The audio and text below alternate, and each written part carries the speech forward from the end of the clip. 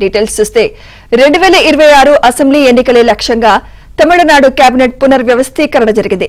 మంత్రివర్గ పునర్వ్యవస్థీకరణలో భాగంగా CM DMK అధినేత ఎంకే స్టాలిన్ తనయుడు, ఆ రాష్ట్ర క్రీడాభివృద్ధి శాఖల మంత్రి ఉదయనిధి స్టాలిన్ ఉప ముఖ్యమంత్రిగా బాధ్యతలు చేపట్టారు.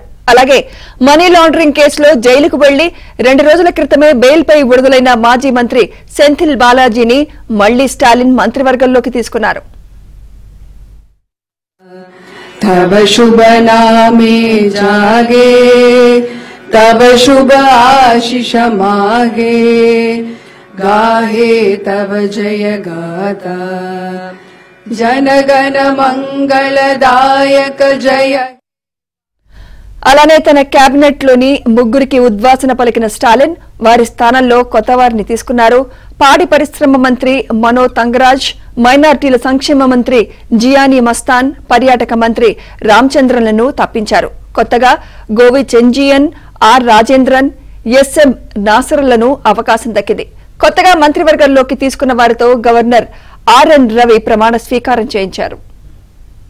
Deputy Chief Minister of Tamil Nadu.